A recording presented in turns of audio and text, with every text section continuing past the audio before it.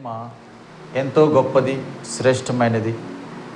ఆయన ప్రేమలో ఉంటున్న శ్రేష్టత గత వారం మనం చూసుకున్నాం. మొదటి స్థానంలో ప్రేమ అనే 2 అక్షరాలను మనం చూసాం.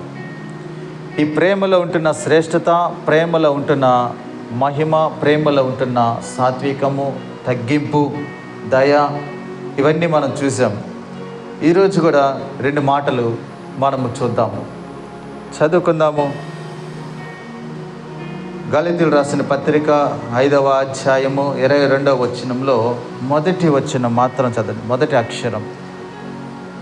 స్తోత్రం, ప్రైజ్ ది లార్డ్, హల్లెలూయా. అయితే ఆత్మఫలం ఏమనగా ప్రేమ, సంతోషము, సమాధానము, దీర్ఘశాంతము, దయాళత్వము, మంచితనము, విశ్వాసము, సాత్వికము, ఆశా నిగ్రహము. ఇప్పుడు మొట్టమొదటిగా ఏముంది అక్కడ? ప్రేమ. గట్టిగా చెప్పండి, ఇంకా గట్టిగా ఏముంది అక్కడ? ప్రేమ. అందరూ ఒకసారి చెప్పండి, ఏముంది అక్కడ? ప్రేమ, ప్రేమ, ప్రేమ. ఈ ప్రేమకి సాదృశ్యం యేసుక్రీస్తు ప్రభు. హల్లెలూయా. ప్రేమకి ప్రవచనమైన దేవాది దేవుడు, సృష్టికర్త అయిన యేసుక్రీస్తు ప్రభు. ఆయన ఎంతగానో మనల్ని ప్రేమించి, ఆయన అదృశ్యమైన దేవుని యొక్క మహిమ స్వరూపుడే, మన కొరకు వాక్యమై ఉన్న దేవుడు, కృపా సత్య సంపూర్ణుడిగా మన మధ్యలోనికి వచ్చి, ఆయన మానవ శరీరధారిగా మన మధ్యలో తను దీవించిన కాలమంతా మన కొరకు, మన యొక్క బ్రతుకులు మార్చడానికి, మన యొక్క ప్రవర్తన మార్చడానికి, దేవుని సన్నిధిని చేర్చడానికి, దేవుని కృపను మనం పొందుకోవాలని ఆయన ఎంతో ఆశించి మన కొరకు తన శరీరాన్ని కూడా నలగొట్టబడి, హింసించబడి, దూషించబడి, అపహాసించబడి, నిందలు మోపుకొని, కారు ఊమించుకొని, రక్తాన్ని చిందించి తన శరీరాన్ని కూడా మన కొరకు బలివ్వడానికి వెనుకాడని దేవుడే ఆ నిజమైన ప్రేమ కలిగిన దేవుడు యేసుక్రీస్తు ప్రభు. హల్లెలూయా, హల్లెలూయా. చూడండి, మనము ఈరోజు కొరింథీయులకు రాసిన పత్రిక చూద్దాం. మొదటి కొరింథీయులకు రాసిన పత్రిక 13వ అధ్యాయము. మొదటి కొరింథీయులకు రాసిన పత్రిక 13వ అధ్యాయము 4వ వచనం నుంచి 8వ వచనం వరకు మనం చదువుకుందాము. మొదటిగా 4వ వచనం చదువుదాం. 13వ అధ్యాయము 4వ వచనం. మొదటి కొరింథీయులకు రాసిన పత్రిక. ప్రేమ, హల్లెలూయా. ఏముంది ఇక్కడ?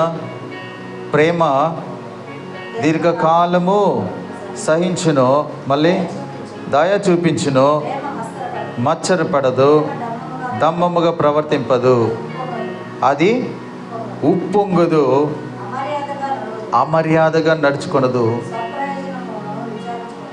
ఏందంట? స్వప్రయోజనము విచారించుకొనదు, త్వరగా కోప్పడదు, అపకారమును మనస్సులో ఉంచుకొనదు, దుర్నీతి విషయమై సంతోషపడక సత్యమునందు సంతోషింతును, అన్నిటికీ తాలుకొనును, అన్నిటినీ నమ్మును, అన్నిటినీ నిరీక్షించును, అన్నిటినీ ఓర్చును. ప్రేమ శాశ్వత కాలముండును, ప్రవచనములైనను నిరర్ధకములగును భాషలైనను నిలిచిపోను, జ్ఞానమైనను నిరర్ధకమగును. మనము కొంత మట్టుకు ఎరుగుదుము, కొంత మట్టుకు ప్రవచించుచున్నాము, కానీ పూర్ణమైనది వచ్చినప్పుడు పూర్ణము కానిది నిరర్ధకమగును. 11 నేను పిల్లవాడినై ఉన్నప్పుడు పిల్లవాని వలె మాట్లాడి తిని, పిల్లవాని వలె తలంచి తిని, పిల్లవాని వలె యోచించి తిని, ఇప్పుడు పెద్దవాడినై పిల్లవాని చేష్టలు మానివేసి తిని, ఇప్పుడు అద్దములో చూచినట్టు సూచనగా చూచుచున్నాము, అప్పుడు ముఖాముఖిగా చూతుము, ఇప్పుడు కొంత మట్టుకే ఎరిగి ఉన్నాము, అప్పుడు నేను పూర్తిగా ఎరుగబడిన ప్రకారము పూర్తిగా ఎరుగుదును. హల్లెలూయా. చిన్న పిల్లవాడిగా ఉన్నప్పుడు పిల్లవాడిగానే ఉంటావు, చిన్నపిల్ల ఆటలే ఆడుకుంటావు.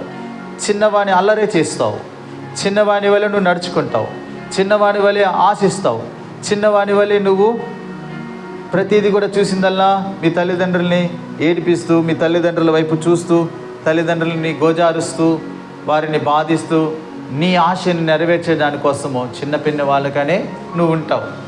బట్ ఇప్పుడు నువ్వు పెద్దవాడివైనావు. హల్లెలూయా. మరి పెద్దవాడివైనప్పుడు నువ్వు ఎటువంటి ఆలోచనలు నువ్వు ఎరిగి ఉండాలి, ఎటువంటి మార్గాన్ని నువ్వు ఎన్నుకోవాలి, ఎటువంటి మాటలు నువ్వు మాట్లాడాలి, ఎటువంటి ప్రవర్తన కలిగి నువ్వు ఉండాలి, ఎటువంటి స్థితిలో నువ్వు ఉండాలి, ఎటువంటి మాట తీరు నీలో మాట్లాడాలి, నీ చూపు తీరు, నీ మాట తీరు, నీ ప్రవర్తన తీరు సమస్తము నువ్వు దేవుని కొరకు నువ్వు ఎరిగి ఉన్నావు కాబట్టి నువ్వు ఎరుగుదువు. కాబట్టి నువ్వు ఇప్పుడు పెద్దవాడై ఉన్నావు. పెద్దవారి వలె నువ్వు మాట్లాడాలి. పెద్ద స్థాయిలో ఉన్నప్పుడు ఒక స్థాయిని బట్టి ఒక గౌరవం పెరుగుతుంది, ఒక గౌరవాన్ని బట్టి ఒక మర్యాద జరుగుతుంది, ఒక మర్యాదను బట్టి నీలో ఉంటున్న ప్రతిదీ కూడా దేవుని యొక్క మహిమను నువ్వు పొందుకుంటావు. దేవుని యొక్క ప్రేమ నీలో ఉన్నప్పుడు అనేకులు నిన్ను ప్రేమిస్తారు. హల్లెలూయా. ఈ ప్రేమ చాలా శ్రేష్టమైనది, అతి ప్రియమైనది. ఈ ప్రేమలో ఉంటున్న అదృశ్యమైనది ఏమిటంటే అది అగాపే ప్రేమ. ఏం ప్రేమ అది? అగాపే ప్రేమ. అంటే నాన్ స్టాప్, వాడిని తనిగా ప్రేమించడం, వీనికి తనిగా ప్రేమించడం, వానికి కొరతగా చూపించడం, వారి మీద కొద్దిగా ప్రేమ, వీరి మీద ఎక్కువ ప్రేమ అని కల్మషం లేదు ఆయనకి. ఆ ప్రేమలో ఉంటున్న కొన్ని శ్రేష్టమైనవి ఏమిటంటే ఇప్పుడు మనం చదువుకున్నాము. 4వ వచనం చదవండి. 4వ వచనం నంబర్ 1 ఏంటంట? ప్రేమ మచ్చరపడదు. చూడండి, ప్రేమ అంట మచ్చరపడదు. నిజంగా మన మీద మచ్చరపడుతూ, మనల్ని దూషిస్తూ, మనల్ని అపహాసిస్తూ, మన మీద ఏదో ఒక టార్గెట్ పెట్టి మనల్ని ఏదో చేయాలి అని ఆలోచిస్తున్న వారిలో ఏముందంటే ప్రేమ, వారిలో ఏముందంటే మచ్చరం ఉంటుంది. కానీ నిజమైన ప్రేమలో మచ్చరము ఉండదు. నిజమైన ప్రేమలో ఏముండదు? మచ్చరము ఉండదు. ప్రేమ అంట దీర్ఘకాలము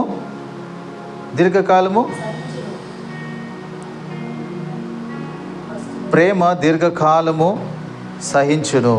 మరి ఇందాకేం చదివినావు? వాక్యం కరెక్ట్గా చదవండి, ఎందుకంటే లీడింగ్ పోతుంది ఇక్కడ. కరెక్ట్గా చదవాలి. చదువు. మొదటికి ఏముంది? మొదటిది ప్రేమ దీర్ఘకాలం ఉంటుందంట. హల్లెలూయా. ఎందుకంటే లైన్గా పోతుంటేనే అది క్లారిటీగా వస్తుంది. ఈ మధ్యలో దిత్తి, ఈ లాస్ట్లో చెప్పి, లాస్ట్ దిత్తి మొదటికి చెప్పే అది కొన్ని అర్థం కావు. కాబట్టి మనం చదువుతున్న వాక్యమైనా సరే, చెబుతున్న వాక్యమైనా సరే, ఒక ప్రకటన సరే, సువార్త అయినా సరే, సేవ అయినా సరే, పరిచర్య అయినా సరే, అది చాలా క్రమముగా, పద్ధతిగా, మర్యాదపూర్వకంగా చేయాలి. ఎందుకంటే అది ప్రభు నామాన్ని మహిమపరుస్తుంది. నువ్వు ఎట్లు కాకుండా అటు ఇటు ఉన్నావంటే ప్రభు నామాన్ని దూషించబడుతుంది. కాబట్టి నిన్ను బట్టి నా నామము నిందించబడుతున్నదని వాక్యము మన ద్వారా జరగకూడదు. హల్లెలూయా. హల్లెలూయా. ఏముంది అక్కడ? మొట్టమొదటిగా ప్రేమ దీర్ఘశాంతము ఉండునంట. దీర్ఘశాంతము అంటే నువ్వు పుట్టిన మొదలుకొని నువ్వు మరణించు, నువ్వు ఈ యొక్క భూమి మీద జీవిత యాత్ర కాలము ముగించేంత వరకు దీర్ఘకాలం ఉంటుందంట. దీర్ఘకాలము ఆ ప్రేమ అంట నేనేం చేస్తుందంట? సహిస్తుంది. నువ్వు ఎన్ని పొరపాట్లు చేసినా, నువ్వు ఎంత లోబివైనా, నువ్వు ఎంత బలహీనత స్థితిలో ఉన్నా, నువ్వు ఎటువంటి పరిస్థితుల్లో నువ్వు పడిపో ఉన్నా, ఒకవేళ నువ్వు ఉన్నవాడివైనా, లేనివాడివైనా, దరిద్రుడివైనా, దీన స్థితిలో ఉన్నా, నీకు ఇల్లున్నా, నీళ్ళు లేకపోయినా, నీకు బంధువులున్నా, నీకు చుట్టాలున్నా లేకపోయినా, కానీ ఈ ప్రేమకు ప్రతిదీ కూడా సహించగలిగిన ప్రేమ. అది కూడా దీర్ఘశాంతము సహిస్తుందంట. హల్లెలూయా. దీర్ఘకాలము సహిస్తుంది. నువ్వు బ్రతికినంత కాలము సహించే ప్రేమే యేసుక్రీస్తు ప్రేమ.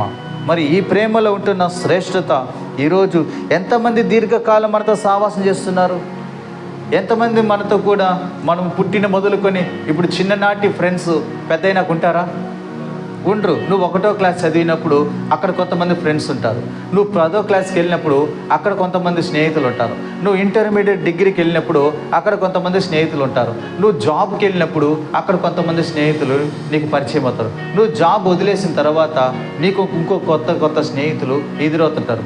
మరి మొదటివాడు నీకు దీర్ఘకాలముగా నీకు స్నేహితుడే ఉన్నాడా? లేడు.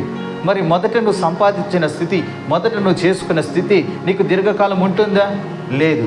మొదటిగా ఉన్న నీ ప్రేమ దీర్ఘశాంతము కూడా నీకు దీర్ఘకాలము లేదు. అందుకనే ప్రకటన గ్రంథంలో 2వ అధ్యాయంలో కూడా అక్కడ ఒక మాట రాయబడింది, నీవు మొదటి ప్రేమను విడిచిపెట్టితివి, అయినను నీ మీద ఒక తప్పిదము నేను వేయదలుచున్నానని ప్రభు వాక్యం సెలవిస్తూ ఉంది. అవును నా ప్రియ సహోదరి సహోదరుడా, ఈరోజు ఈ మాటలు మనం ఎక్కడి నుంచి వింటున్నామో, మీరు ఎక్కడి నుంచి కూర్చొని వింటున్నారు, ఈ లైవ్ కావచ్చు, ఫేస్బుక్ యూట్యూబ్ లైవ్లలో కావచ్చు, లేదా ఇక్కడ కూర్చున్న మీరు కావచ్చు, ప్రభు మనతోనే మాట్లాడుతున్నాడు. మరి దీర్ఘకాలం ఉన్నవారు ఎవరు? మరి దీర్ఘకాలం ఉన్న ప్రేమ ఎవరిది? మరి దీర్ఘకాలము మనతో కూడా నడిచే ప్రేమ ఎవరిది? చూడండి, మన నీడ మనం నడిచేటప్పుడు దీర్ఘకాలము మనతో కూడా నడుస్తుంది లేదా? ఏమా మన నీడ నడుస్తుందా? మనతో కూడా నడుస్తుందా? అదే నువ్వు చిన్నప్పుడు నీ నీడ నీకు తెలుస్తుందా? పుట్టినప్పుడు బిడ్డ నీడ కనపడుతుందా? కనపడదు. పుట్టినప్పుడు కనపడదు. ఎందుకంటే అతను మంచం మీద పడుకోవటట్టుగా నడవడు కాబట్టి, చిన్నపిల్లడు కాబట్టి తన నీడ తనకి తెలియదు. అదే మరణించిన వ్యక్తికి తన నీడ కనిపిస్తుందా? కనపడదు. మరి నీ జీవిత కాలంలో కొంతకాలం నువ్వు ప్రయోజకుడివై పెద్దవాడై నడిచేటప్పుడు నీతో కూడా నీ నీడ నడుస్తుంది. అది కొంతకాలమే. నువ్వు బ్రతికినంత కాలం, నువ్వు నడుచుకుంటున్నంత కాలం మాత్రమే నీ నీడ నీతో నడుచుకుంటుంది. కానీ దేశీయ ప్రేమ, దేవుని యొక్క ప్రేమ దీర్ఘశాంతము నడుస్తుంది. దీర్ఘకాలము మనకి ఆయన నెమ్మదిని కలిగిస్తాడట. దీర్ఘకాలం మనకు తోడై ఉన్నాడట. దీర్ఘకాలము సహిస్తాడు. సహించే ప్రేమ ఎవరికి ఉందంటే ఈ రోజుల్లో? ఏ మనుషులకైనా సహించే ప్రేమ ఉందా? ఏ సేవకులకైనా కావచ్చు, లేకపోతే ఏ విశ్వాసాలకైనా కావచ్చు, ఏ ఆత్మీయత స్థితిలో ఉన్న వారికైనా కావచ్చు, లేకపోతే నాకన్నా కావచ్చు, నీకన్నా కావచ్చు, ఇక్కడ వింటున్న మీకందరూ కూడా కావచ్చు, సహించే ప్రేమ మనకుందా? ఈరోజు మనం పైకి అలా చెబుతూ ఉంటాం, పైకి ఇలా మాట్లాడుతూ ఉంటాం.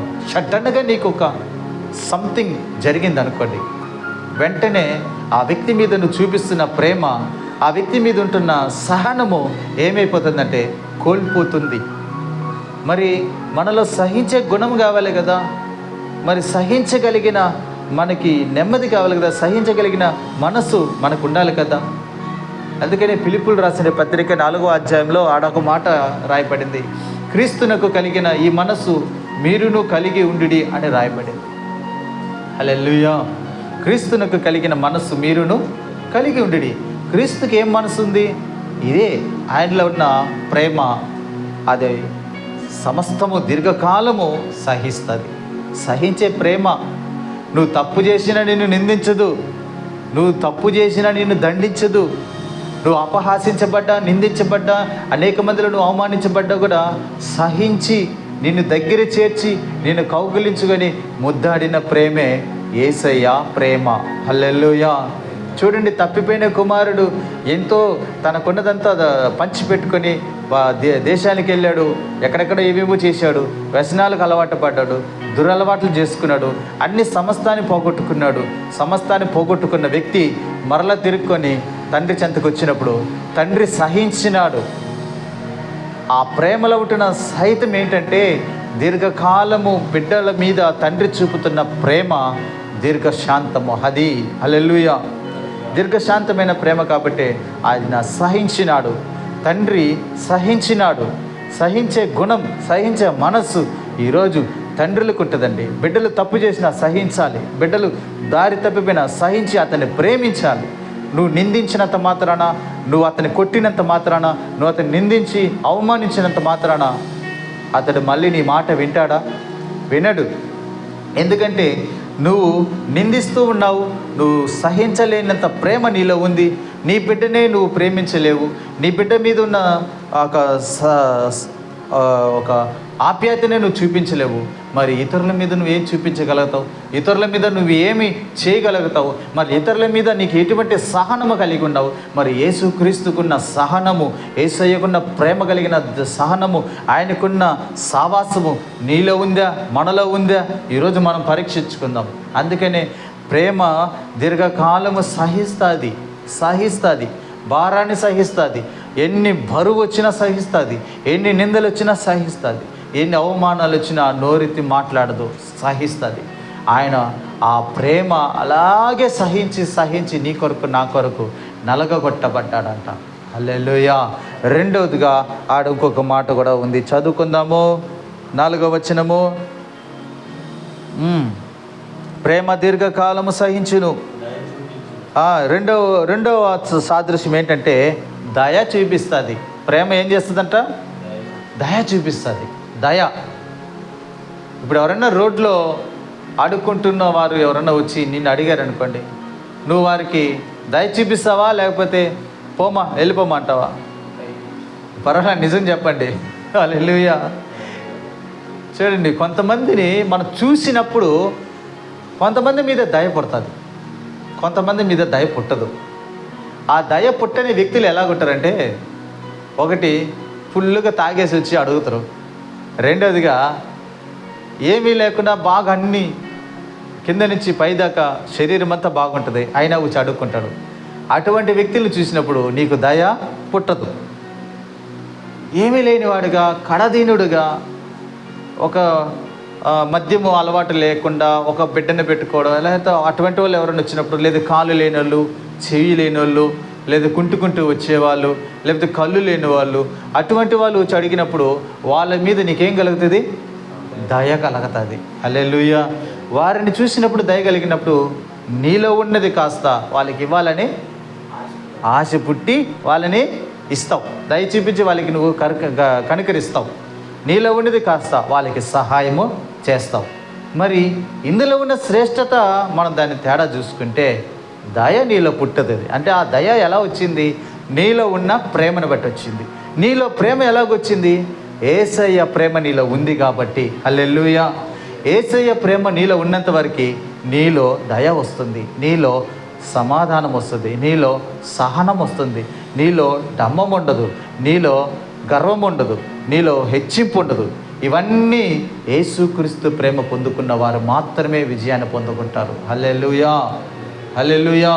వాడు అలా మాట్లాడు, వీళ్ళు ఇలా మాట్లాడరు, వాళ్ళు ఇలాగన్నారు అని నువ్వు అనేక వాటి గురించి నువ్వు ఆలోచిస్తున్నావు. కానీ నీలో ఉన్న ప్రేమను ఏ రోజైనా నువ్వు ఆలోచించావా? నీలో ఉన్న ప్రేమను బట్టి నువ్వు ఎప్పుడైనా ఇతరులకి నువ్వు చూపించావా? అందుకని యేసయ్య ఈరోజు మనతో సూటిగా మాట్లాడుతూ ఉన్నాడు. మొదటిగా ఏముందంటే ప్రేమ దీర్ఘకాలము సహించును, దయ చూపించును. మూడవదిగా ప్రేమ మత్సరపడదు. ఏందంట? మత్సరపడదు. మత్సరం విభేదాలకు దారితీస్తుంది. మత్సరము విభేదాలకి, గొడవలకి దారితీస్తుంది. మత్సరం పడుతూనే ఉంటారు. ఒక వ్యక్తి మీద ఇంకొక వ్యక్తికి మత్సరం కలిగిందంటే ఆ వ్యక్తి ఏం చేస్తాడంటే ఎలాగైనా ఆ వ్యక్తిని నేను దూషించాలి, నిందించాలి, నాశనము చేయాలి. నువ్వు నాశనము కోరుకుంటున్న వ్యక్తికి మత్సరము ఆటోమేటిక్గా సమృద్ధిగా ఆ శరీరంలో ఉంటుంది, ఆ హృదయంలో ఉంటుంది. మరి మత్సరము లేని వ్యక్తి ఎవరంటే బైబిల్ గ్రంథంలో మనకి సెలవిస్తున్న దేవుడు మత్సరము లేని, డాలు లేని, ఆయన ప్రేమ కలిగిన త్యాగమూర్తి యేసుక్రీస్తు ప్రభు. హల్లెలూయా. హల్లెలూయా. ఆయన నిజమైన ప్రేమ స్వరూపై ఉంటున్నాడు. అక్కడ ఏముందంటే ఇప్పుడు మూడవదిగా ఏముంది? అక్కడ మత్సరపడదు. ఏ మత్సరము లేదండి ఆయనకి. తారతమ్యాలు ఎటువంటి లేవు, భేదాలు ఏమీ లేవండి. మత్సరపడము, ఒకరి మీద కక్ష పెట్టుకోవడము, ఒకరిని నాశనము చేయడము, ఇటువంటివి ఏ యొక్క తారతమ్యము లేని యేసుక్రీస్తు ప్రభు ఈరోజు మన ద్వారా దేవుడు ఆయన ప్రేమను వెల్లడి చేస్తూ ఉన్నాడు. నాలుగవదిగా అక్కడ ప్రేమ డంబముగా ప్రవర్తింపదు. అవును, కొంతమంది మనం చూస్తూ ఉంటాం, చాలా డబ్బున్న వ్యక్తులు ఏం చేస్తారంటే కాస్త డంబం చేస్తుంటారు. ఏం చేస్తారు వాళ్ళు? డంబముగా ప్రవర్తింపదంట ప్రేమ. కానీ కొంతమంది డంబాన్ని ఏం చేస్తారు? ప్రవర్తిస్తారు. డంబముగా చేస్తుంటారు, డంబముగా ఉండాలని చూస్తారు. అంటే గొప్పగా హై వాళ్ళ యొక్క చూపించుకుంటారనమాట. వాళ్ళ ప్రవర్తన ఒక సమృద్ధిగా మెడల చైన్లు, చేతుల గొలుసులు, అట్ట నగలు, నట్ర, హై కారు, బంగ్లా, నగ, నట్ర, ఆస్తిపరులుగా, ఉద్యోగపరులుగా, బ్యాంక్ బ్యాలెన్స్, ఇటువంటి వాళ్ళంతా కొన్ని ఏం చేస్తుంటారంటే వాళ్ళకి యేసయ్య ప్రేమ వాళ్ళల్లో ఉండదు. వారు కొంచెం డంబముగా ఉంటారు.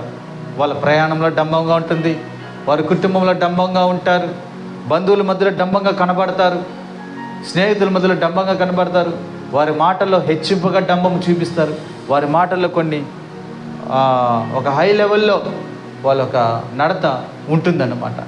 నిజమైన ప్రేమ వారిలో లేదు, నిజమైన ప్రేమ వారికి తెలీదు. కానీ ఇక్కడ వాక్యం రాయబడింది, ప్రేమ డంబము పడదు. హల్లెలూయా. ప్రేమ డంబముగా ప్రవర్తింపదు, అది ఉప్పొంగదు అని రాయబడింది. అదంట ఉప్పొంగదంట. కొంతమంది ఉప్పొంగిపోతుంటారు, నాకేమిలే. బైబిల్లో ఒక వ్యక్తి తన ప్రాణముతో తాను చెప్పుకుంటున్నాడు, నా ప్రాణమా, నీ కోట్లలో నేను చేకూర్చాను, నీకు ఆస్తి అన్ని నేను చేర్చిపెట్టాను, నువ్వు తిను, నువ్వు సుఖించు, నువ్వు త్రాగు, నువ్వు సంతోషపడు అని తన ప్రాణంతో తాను చెప్పుకున్నప్పుడు దేవుడు ఒక మాట అంటున్నాడు ఆ వ్యక్తిని, ఒరే వెర్రివాడా, ఈ రాత్రి నీ ప్రాణాన్ని నేను అడుగుచున్నాను, మరి ఇవన్నీ ఎవరికి చెందును అని రాయబడింది. హల్లెలూయా.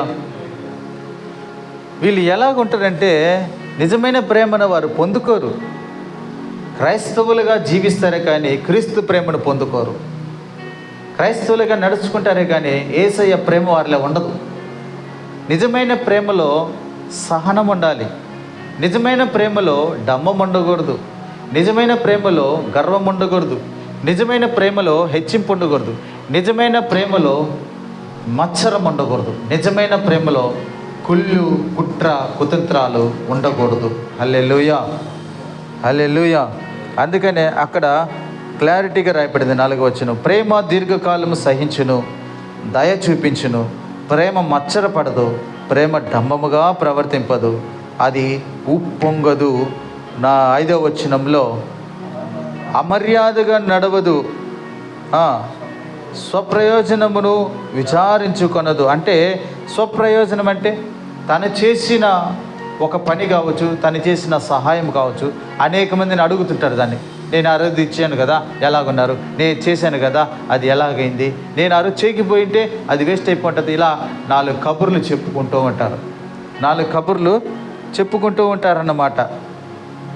అదే స్వప్రయోజనమును విచారించుకొనదు. అది నిజమైన ప్రేమతో విచారణ చేయదు. నువ్వు చేసే ప్రయోజనాన్ని విచారణ చేయకూడదు, నువ్వు చేసే సహాయాన్ని నువ్వు దాన్ని 10 మందికి చెప్పుకోకూడదు. అందుకనే వాక్యం రాయబడింది, కుడి చేతితో చేసే సహాయాన్ని ఎడమ చేతికి తెలియనివ్వకడని వాక్యం రాయబడింది. హల్లెలూయా. అందుకనే దేవాది దేవుడు ఈరోజు మనతో మాట్లాడుతున్న రీతి ఏమిటంటే 5వ వచనం, అమర్యాదగా నడవదు, స్వప్రయోజనం విచారించుకునదు, త్వరగా కోపపడదు. చూడండి, ఈ మాట చాలా శ్రేష్టమైనది. త్వరగా కోపపడదు.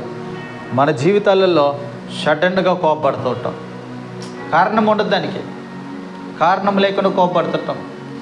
ఏదో ఎవరైనా ఏదైనా మాట అన్నారంటే కోపపడుతుంటాం. ఆ కోపం వలన విభేదం జరుగుతూ ఉంటుంది. ఆ విభేదం వలన మనుషులు దూరం అయిపోతూ ఉంటారు. మనుషులు దూరం అయిపోయిన దాని వలన అనేక మంది ప్రేమను కోల్పోతూ ఉంటాం. మరి అనేక మంది ప్రేమను కోల్పోతున్నావంటే యేసయ్య ప్రేమను నువ్వు ముందే కోల్పోయినావు కాబట్టి కోపము నీలో ప్రవేశించింది. హల్లెలూయా. యేసయ్య ప్రేమ నీలో లేకపోతే కోపం ప్రవేశిస్తుంది.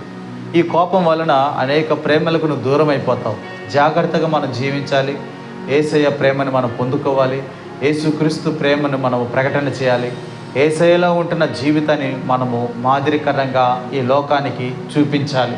ఈ లోకంలో ఉన్నదంతా నేత్రాశయు, శరీరాశయు, జీవ కుటుంబాశయు.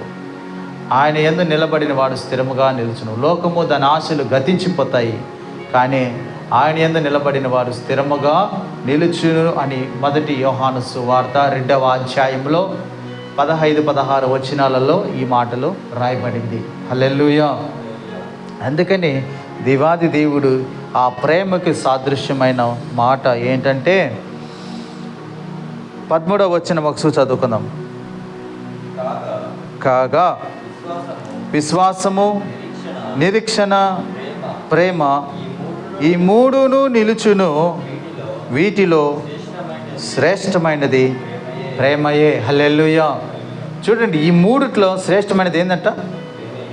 ప్రేమ. శ్రేష్టమైనది అది. అది అది ఎన్ని కోట్లు ఇచ్చినా రాదు, ఎన్ని ఆస్తులు సంపాదించినా రాదు, నువ్వు ఎన్ని ప్రయత్నాలు చేసినా రాదు. ఎందుకంటే విశ్వాసము, నిరీక్షణ, ప్రేమ ఈ మూడు నిలిచినా కూడా మొట్టమొదటి స్థానము శ్రేష్టమైనది ప్రేమ. హల్లెలూయా. ప్రేమ నీలో ఉంటే విశ్వాసం నీలో ఉంది ముందుగానే. ప్రేమ నీలో ఉంటే నీలో ఏముంటుంది? నిరీక్షణ ఉంటావు. నిరీక్షణ కలిగి జీవిస్తావు. నిరీక్షణ కలిగి ఆయన మీద ఆధారపడటం, నిరీక్షణతో ఆయన వైపు చూస్తావు. ఇది యేసయ్య ప్రేమ. అదే ప్రేమ శ్రేష్టమైనది అని వాక్యం రాయబడింది. ఈ శ్రేష్టమైన ప్రేమే అగాపే ప్రేమ. ఏమంటారు దీన్ని? ఇది agape Prema. That mean love. Agape love దివ్యమైన ప్రేమ, స్వార్థాపేక్ష లేని ప్రేమ. అది దివ్యమైన ప్రేమ, స్వార్థపూరితమైన ప్రేమ లేదు. కాబట్టి తన ప్రాణము పెట్టువానికంటే ఎక్కువైన ప్రేమ గలవాడు ఎవరంటే యేసుక్రీస్తు ప్రభు. హల్లెలూయా. ఇతరులకు శ్రేష్టమైన దానిని నువ్వు చూపించాలి. ఇతరులకు శ్రేష్టమైన మాటలు నువ్వు బోధించాలి. ఇతరులకు శ్రేష్టమైన వాటిని నువ్వు తెలియపరచాలి. ఇతరులకు శ్రేష్టమైన జీవితాన్ని నువ్వు ప్రకటన చేయాలి.